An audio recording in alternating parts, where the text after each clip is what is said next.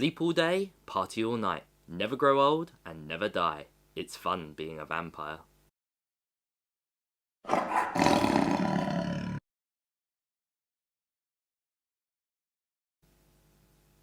Oh, hi guys, welcome to Hydra Collectables, where we let our geek flag fly. In this week's episode of the Hydra Review, we'll be reviewing one of my all-time favourite vampire horror movies, that of course being The Lost Boys. And right here I have my Blu-ray copy of this movie, and this is the one that I'm going to be rewatching in order to do this review. This was actually one of my first Blu-rays I ever purchased, and yeah, it's a really nice transfer. We have the classic red background movie poster on the front cover, along with an image of the monstrous David on the back. And as you can see, these vampires have a look very reminiscent of those within the wildly popular Buffy the Vampire Slayer universe, though of course this came out much earlier. This disc comes with several special features, including but not limited to commentary by the director, additional scenes, and a retrospective documentary. So released in 1987, The Lost Boys leapt straight to cult status immediately, and remains one of my favourite horror and vampire movies to this day.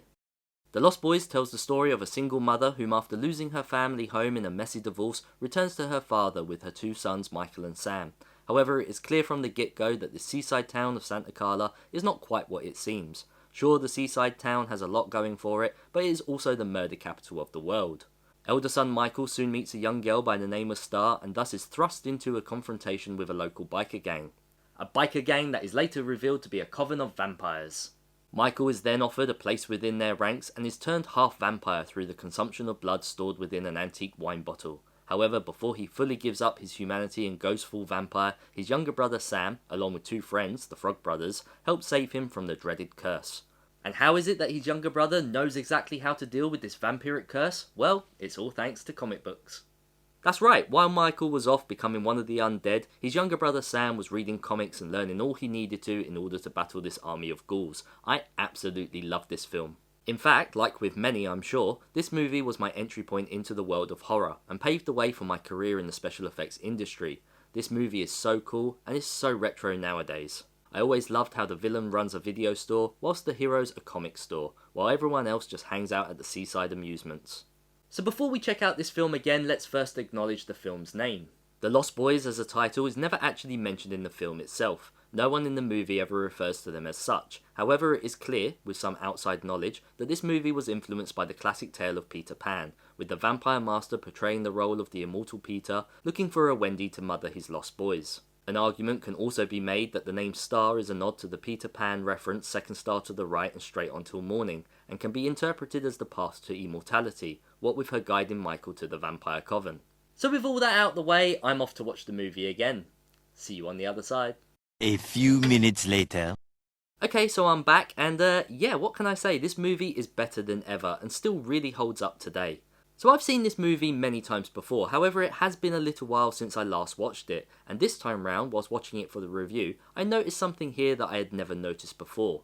The movie heavily implies that the vampires turn into bats. We hear the bat noises during the flying scenes, and we see clearly their gnarly bat-like feet within the cave. Had the budget have been higher, would we have seen anything more in the way of a full transformation? Who knows, but this is the first time I've ever truly noticed it.